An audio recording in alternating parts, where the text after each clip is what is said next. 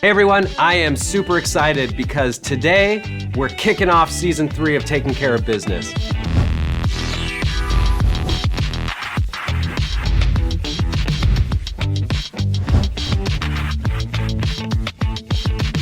I'm Mike Katz, EVP for the T-Mobile Business Group, and today I'm joined by Shivananda for our very first episode of the season.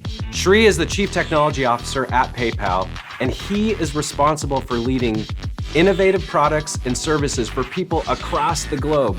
He's also led global platforms and infrastructure at eBay for 13 years, and he currently sits on the board of directors for F5 Networks. Well, Shri, thank you so much for joining us. It's great to see you. How are you doing? I'm doing great. Thanks for having me on the show, Mike. Yeah, it's wonderful to be here. Next time, we're going to do it in person. Absolutely. I would look forward to that. Okay. Hey, I wanted to dive right into a topic that I know is trendy, and I'm sure one that you have an opinion on, which is cryptocurrency. And I want to get your thoughts on cryptocurrencies. What role are they playing today? What role do you expect them to play as we look forward in the future? And which one should I go buy? I don't know if I'm going to give you advice on the last thing, but let me talk a little bit about digital currencies, blockchain, cryptocurrencies, and so on. It's now almost 12 years since the Bitcoin white paper came out and Bitcoin came into existence itself. But if you look at the underlying technologies behind Bitcoin, a lot of the research related to that happened much, much earlier. The earliest aspect of blockchain as a technology was done in 1991. So Bitcoin was a bit of a confluence of technologies that people were playing with already to solve a specific problem with respect to distributed ledgers. And I think it has a critical role to play. The way I think of it is digitization of currencies is not only imminent, it's been happening for a while, and it's accelerated in the recent years. But most of what we see as customers or platforms is we've worked on the overlay for payments. A lot has changed with respect to experiences, how you interact, how you move and manage money, and so on. But the underlay for the payments infrastructure has not changed in decades. And while a transaction between you and me may feel like it's instantaneous, a lot happens in the background, and sometimes transaction takes weeks and months to even settle. What blockchain and the cryptocurrency space has to offer is a set of primitive technologies that we can take and start to reimagine that underlying infrastructure, that underlay that I talked about. And the reason that is important is so that we can actually increase the reach of digital payments well beyond the people who have access to it today, and take it to the 1.8 billion people that are underserved by today's financial ecosystem. So once we start to reimagine the infrastructure and get to true digitization of payments in terms of the rails underneath, that will allow us to create a more ubiquitous way to involve more people in the ecosystem, be inclusive, and truly enable everyone equitably to move and manage money. There is amazing progress that's going on. We, of course, have introduced cryptocurrencies into the PayPal wallet. Last year, we launched the buy, sell, and hold capability in PayPal wallet. This year, we rolled it out to the Venmo wallet as well. And we have recently rolled out the ability to use cryptocurrencies as a funding instrument during checkout across more than 30 million merchants on PayPal. All this is more an attempt to learn along with the ecosystem, along with our customers, to help them come along with us. They learn with us, we learn with them, and we take the best of the ecosystem as we reimagine the financial infrastructure for the future. A lot to do here in terms of partnership with regulators, partnership with central banks, and so on. So it's done right as we think about the next 50 years of how payments are going to get done. Speaking of that, between what you just described with blockchain and cryptocurrency, between a lot of the other innovation that you've driven at PayPal with peer-to-peer payments and everything else, when you think about the next 50 years, I know which is a really long time horizon, are we gonna be in a world where paper money and coin money doesn't exist, or if they do, what will their role be relative to digital currency? Yeah, when I think about the future of payments by itself, digitization is happening already. Most of us use less and less cash. My hope and prediction is that in a 10-year time frame, we'll not have a physical wallet anymore. And that's not just about money, it's about everything that goes into a physical wallet, probably including a driver's license and things of that nature. Either a mobile device that you carry or a wearable that you have on you would be sufficient for you to both identify yourself and pay for anything that you want as a product or a service as well. And that's not even 50 years out. When I think about experiences itself, they're beginning to evolve. At the same time, I'm a strong believer of the fact that the future is already here. It's just not equitably distributed. And let me give you some samples of that. Contextual commerce through the devices around you is continuing to grow. Also, at the same time, I believe that payments has always been that last thing that you do in any commerce interaction that is somewhat of a friction. It's a chore that you need to complete. And we are now beginning to see experiences. I'll give you an example of one that you might have experienced as well, or anyone in our audience has. When you take a ride share today with an Uber or a Lyft, when do you pay? Ask yourself that question. And what you'll quickly realize is you don't. You express the intent for a ride, you take a ride. When you finish the ride, the payment happens automatically. That is what ambient payments is all about. And we'll see more and more of that. We feel this in experiences like the one I described, or for that matter, in the tons of subscriptions that all of us have where the payment is automated, or even more traditionally, bill pay, where you pay for all your utilities, but you're not going through an explicit act of payment. So in many ways, payments has the potential of disappearing as something that you do, but still be there so that there's value exchange that occurs between consumers, merchants, and other part of the ecosystem. Last thing I'll say on this is there's a lot that is going to happen in terms of payments initiated by devices. Happens already. When I rent a movie today on Apple TV or Prime for that matter, the payment happens in the background based on stored credentials that you have.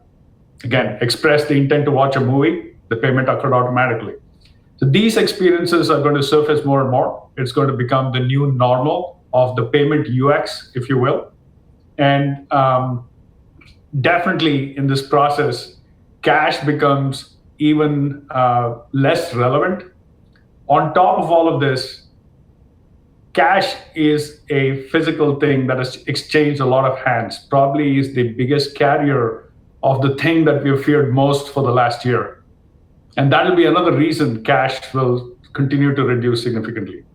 In a 50-year time frame, I absolutely hope that we are done with cash and every payment interaction we have is fully digitized. It's so fascinating, and your example really made me think. It's like, yeah, we actually are fairly far through this journey. I was thinking also about the way I interact with brands like Starbucks, where my wallet never gets pulled out. It's all a swipe of my phone, and for the most part virtualized. When you think about the further progression of kind of this fully digitalized commerce world. This is kind of a two-part question. Like, one, what are going to be some of the big things that have to be true to enable this to continue to scale the way it's been scaling? And then, what are some of the big risks? What are some of the things that either are known risks today or potential unintended consequences of us moving to a world where payments are much more digitized? Yeah, let me first talk about the first part that you asked about, which is what are the enablers? I think the continuous adoption of mobile, which is already an ubiquitous form of interaction, not just for commerce, but socially and everything else in terms of entertainment, information consumption, and so on. That trend is a critical foundation. The second aspect of this is connectivity. Connectivity in terms of when we moved from earlier generations of connectivity to more newer generations of connectivity. For example, let's take the most prevalent one, which is 4G. There were a lot of new kinds of businesses that came into existence, a lot of new kinds of interactions that came into existence. And there is a lot more that's happening with the move to 5G as well. So mobile adoption, connectivity, these are two foundational aspects. Third is the continued acceleration of convenient and secure experiences for both consumers on the one hand and merchants on the other hand. I would say fourth is that aspect that I mentioned about the continuing reimagining and re-architecture of the underlying payment infrastructure that will make it faster, safer, and cheaper to do payments. All of this together will help us create what we need to create for today, tomorrow, and 10 years from now. And those are critical. All of this, of course, is centered in a customer-centric mindset. It is important to understand what our customers need, both said and unsaid, take that into a process internally and build amazing and delightful products and experiences that our customers both desire and deserve. Now, let's talk about some of the challenges. We have to make sure, given all of us are in the business of trust, that cybersecurity is something we get absolutely right. The safety and security of our consumers and their transaction is probably the most important thing we need to deliver. Second, we need to be respectful of our customers and offer them the highest privacy experience that they desire. Some cases, they may not even be aware of what they need for privacy, and we need to be able to deliver that for them, educate them, and help them understand what those things mean. Of course, being a global business also means that we have to collaborate with regulators around the world to be compliant in every one of the hundreds of jurisdictions that we operate in. And last but not least, a lot of us are beginning to use a lot of ML and AI. And while those are amazing technologies to use in personalization, in customer service, and fraud prevention, and so much more, I think we all have to be careful and pay a lot of attention to the ethical aspects of ML and AI and have controls and abilities to ensure that we create an absolutely unbiased platform that is inclusive of everyone in the world. So Shri, I want to go back to something that you said earlier about blockchain specifically, and just get your thoughts and perspective on blockchain as a technology. You know, certainly you kind of described its importance in the cryptocurrency space. Are there other applications that you are seeing or forecasting for blockchain?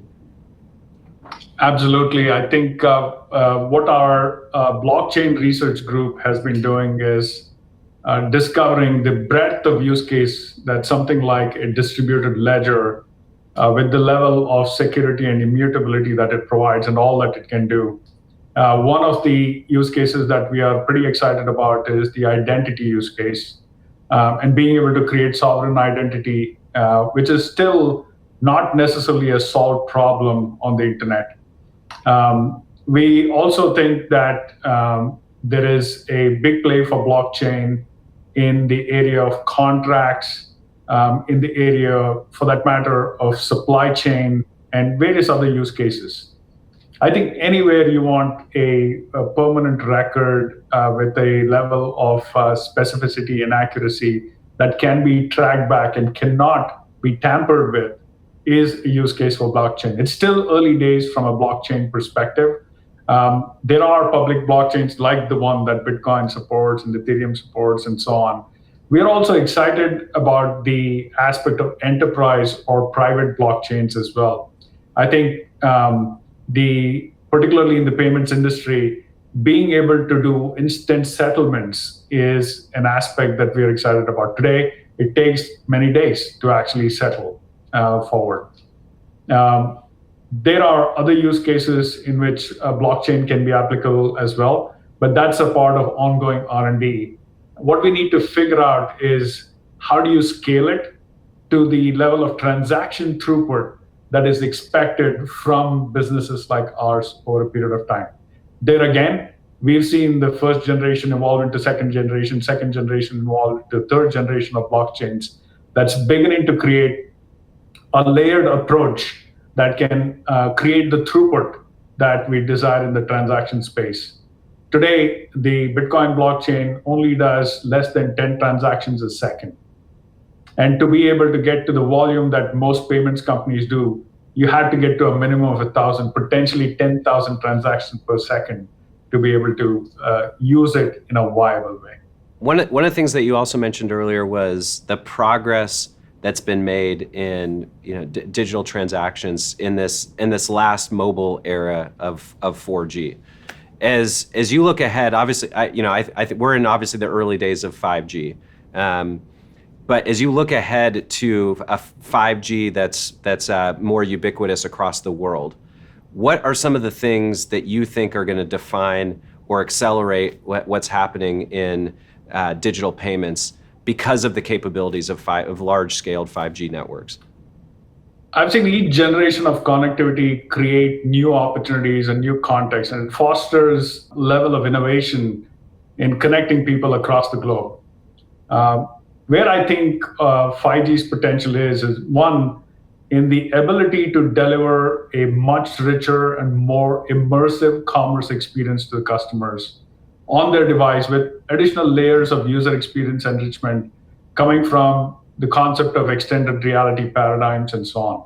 And this will continue to create a step function acceleration in digital commerce. There are still certain things that people say, you know what, I want to go touch it or see it.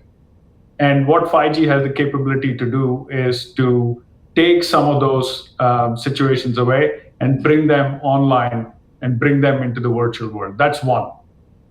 Second is contextual commerce itself, as I mentioned before, through devices around us will become more commonplace.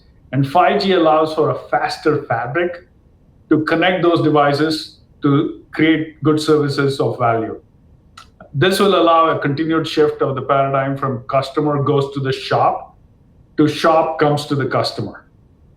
And finally, 5G has the potential for larger amounts of data and, for that matter, machine learning models to travel faster to the device of interaction that can allow for more real-time protections, personalization, and perks wherever they are. So 5G will absolutely enhance our digital lives, and in the process, every context where payment is relevant is a place that PayPal will play a role. Obviously, as the CTO of PayPal, as you're thinking about your strategy and as you're making technology decisions for the company and for the company's strategy, like how much is 5G factoring into those decisions right now? And what specifically do you think the early days of 5G, the next year or two, what kinds of capabilities do you expect both for your own operations, but also for the applications you're supporting for customers? Which ones do you expect to be impacted by 5G the most? Yeah, so when we think of our technology strategies, we definitely think of the areas that we need to explore and the areas we need to exploit. And 5G happens to be one of those places where we are going to exploit the 5G revolution that's already occurring with great players like you building out the network and the underlying rails for faster connectivity. Once that faster connectivity starts to emerge, just like we saw with previous generations of connectivity improvement, we will see certain new kind of experiences and new business models emerge. And we'll be there, right there, with the right kind of platform approaches, the right kind of APIs and right kind of SDKs to immerse the payment capability into those experiences and therefore be a part of that richer experience consumers will see in commerce. One of the things I think this last year really shined a large spotlight on was that there is a digital divide, and it's unfortunately alive and well and significant in the U.S. And as you think about these new technologies like 5G, technologies like that accelerating adoption and capability of digital commerce and potentially replacing even some traditional commerce in areas. What do you think the risks are of the digital divide and its potential to like really leave people behind in this new area? And what can companies and business leaders do about it? The digital divide, like you said, is absolutely real. And oftentimes, us as companies in the Bay Area, we think ahead, and many times we think a decade ahead of where most of the part of the world may be. Now, there are more pockets of innovation that are beginning to come up, and there are epicenters that are getting created, but there's a bubble around those epicenters around the world as to what the reach of those technologies are. That said, technology is commoditizing. The ownership of mobile devices and smart mobile phones is increasing significantly year over year. And it's beginning to reach all parts of the globe in a way that it's going to become ubiquitous. Devices are becoming cheaper, services are becoming cheaper too. And that'll allow the inclusion of that underserved population that I mentioned, not just in the area of commerce and payments, but also in the area of education, staying informed, participating in the system, and being included more holistically than commerce alone. It'll take decades for us to all achieve that. And this is a place where all industries can actually participate together to continue to reduce that divide, remove that barrier to entry that exists for those that are underserved, and make it equitable for basic aspects to be something that everyone can count on around the world. We shouldn't be only counting on the governments in every jurisdiction to take these actions, but we should participate as corporations in eliminating the digital divide or accelerating the reduction of the digital divide as quickly as we can. Yeah, speaking of around the world, because PayPal obviously is a global company, what are some of the things that you're seeing in other parts of the world that maybe we haven't seen in the U.S. or that are inspiring things that are driving your U.S. strategy? Like I mentioned before, there used to be a time where the western part of the United States was the epicenter for most innovation in these areas. But what has happened over the last decade very clearly is more and more of those epicenters have sprung up, many in Asia, many in Europe, and many in various other continents too. What we see is an amazing amount of innovation that's happening in parallel in all of these areas around the world. We've seen in Asia the fastest growth in digitization occur over the last decade. And there are many experiences that we see in Asia today that are not yet available in the United States. What's great though is the best innovation comes from 2 or 3 different ideas coming together. And now there is a larger diversity of those that are emerging around the world. And when those ideas come together over a period of time, all of those will normalize. Like I mentioned before, the future is already here. It's just not equitably distributed. And the best of ideas across the industry coming together and us normalizing that by eliminating that digital divide that I mentioned is where the opportunity is to ensure that we can truly create an equitable commerce and payment system. I'll give you a quick example. We were talking about our customers for the Zoom service we have. This, by the way, is XOOM. And that is a remittance service we have as a part of the company. There are certain immigrant workers who have to take half a day off, travel to one store in the corner of a town to send money back to their family. Just think about the potential of digitization there where they don't have to take the time off. They can actually do it on a fairly cheap mobile device, securely and safely. The money actually reaches their family fairly instantaneously. And the cost of that money movement is much, much cheaper. It's those kinds of paradigms and experiences that I get very excited about. How much of that do you see as already happening in a more advanced way than maybe it is in the U.S.? Because it feels like one of the things that I've that I've heard before is particularly in countries that are underdeveloped in their banking infrastructure, that some of these technologies have had to evolve at a more rapid pace. Is that true? And is there something that can be learned here by virtue of that? Yeah, history repeats itself on these kinds of things. And I think what happens is, in many cases, nations and geographies that may be starting late on a technology have the benefit of working on completely new paradigms. When I was growing up, having a landline at home was a luxury. And it was not something that was common across every home. At the same time, when 3G first came out in India, it took off very, very quickly. One, there was no tethering to the older infrastructure that existed.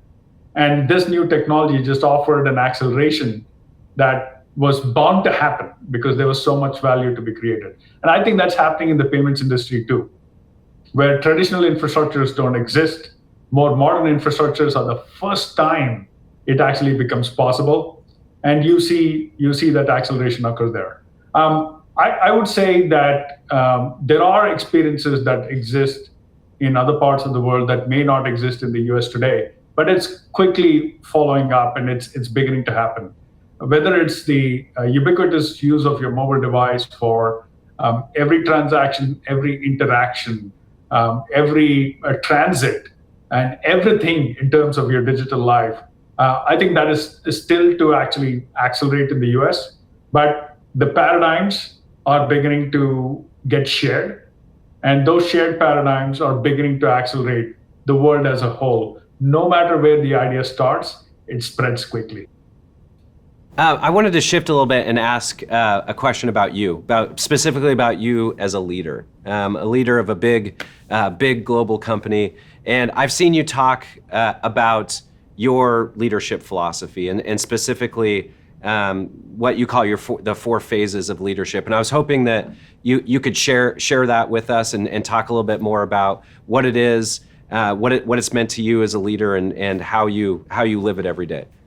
Yeah, the 4 phases of leadership is a bit of what I've studied over time and a bit of actual experiences that I've been through myself. I never imagined being an organizational leader. I wanted to be an individual contributor and be a technology fellow at the company. But the moment I started to have a team and work with a team, I started to realize the multiplicative potential of what that meant. And within a year, I was not only hooked, I was loving it. And I wanted to learn more and more about what leadership was. The first phase of leadership that I went through was a phase of effectiveness. And this was all about my skill, my ability to execute, my ability to manage people, and things of that nature. It's about making sure that the outcomes that are desired from me and my team are something that I'm able to deliver to fairly quickly. As I started to grow in my career, I got more and more responsibility. Suddenly, my team grew.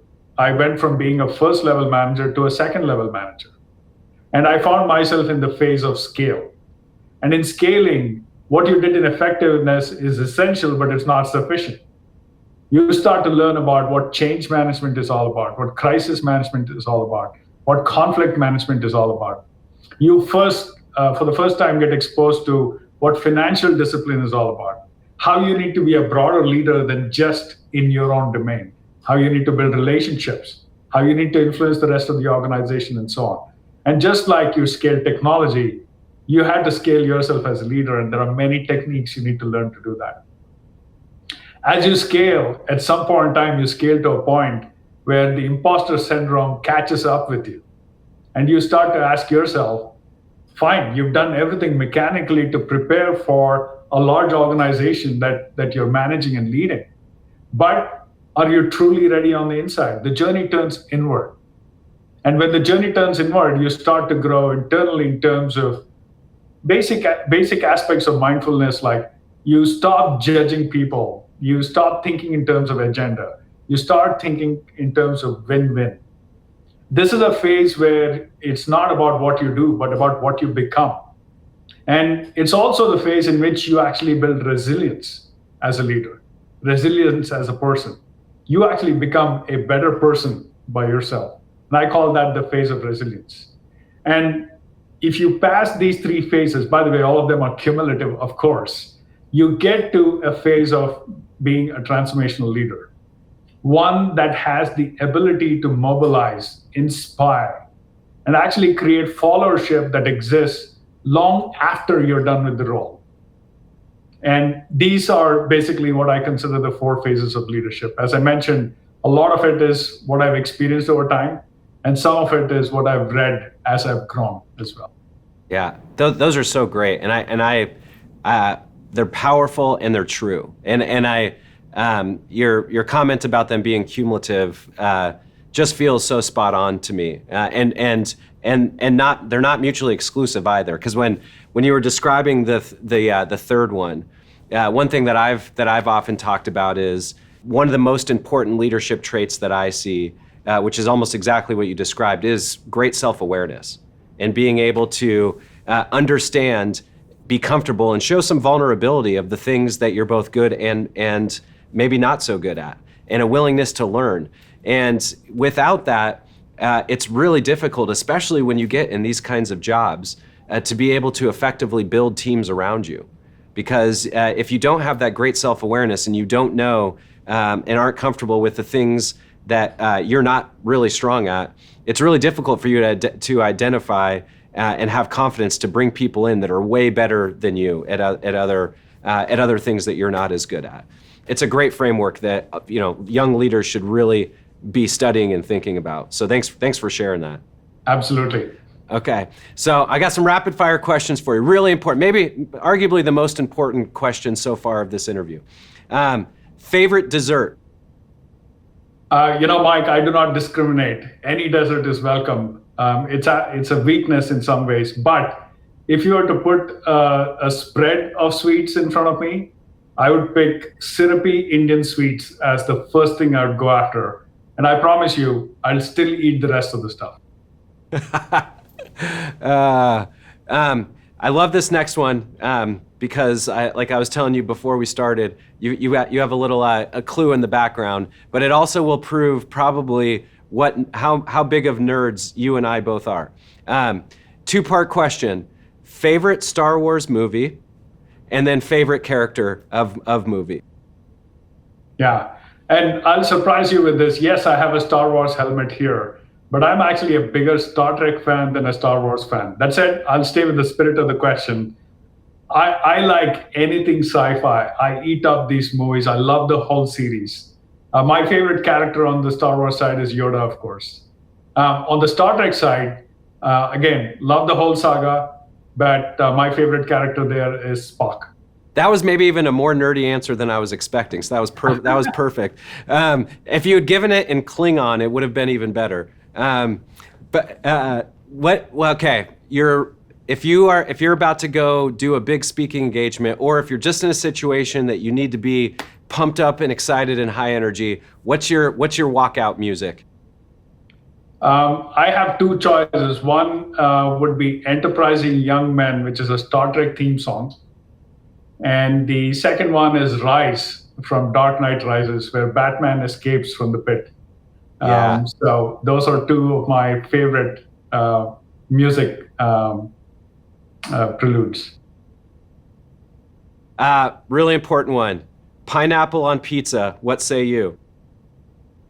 Don't love it, but I don't mind it. So you're agnostic. Yeah. Kind of similar food-based one. Cake or pie? Pie, always pie. Could not agree more. Last but not least, dream dinner guest. Dream dinner guest. It's a dream. So if I can include dead people, that would be Nikola Tesla. If it was somebody that's alive, of course, it would be an Indian mystic and yogi. His name is Sadhguru. Well, Shri, thank you so much. This was wonderful. It was such a great opportunity to get a chance to talk with an incredible leader like you that's doing unbelievable things and working on things that I think we're going to look back on in the next decade and point to how literally our lives have changed. I don't want to be over dramatic, but the stuff that you're working on literally changes the way that we interact with each other on a daily basis. And I think all the things that you said make me believe that over this next decade, we are going to see a step change in how our behaviors together, our behaviors with merchants work. So thank you for your leadership there. Thank you for taking the time to do this. We really appreciate it.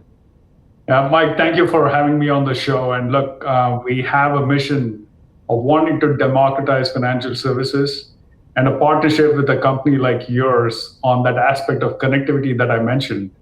That is essential. That's what brings people together. And those are places that we can collaborate a lot. I totally agree. And, especially in the areas that we talked about earlier, on how we ensure that everybody has access to these technologies so that nobody's left behind. Thank you, Mike. Thank you. For those tuning in, thank you so much for listening. And a reminder that each episode this season of Taking Care of Business, we are excited to expand our Project 10 Million donation to a school district that each of our guests choose, which we think is going to help us make further progress towards bridging the schoolwork gap and ensuring that every child in America has equal access to reliable, high-speed connectivity for all of their remote learning and all of their homework. We will see you next time for another episode of Taking Care of Business. Bye-bye.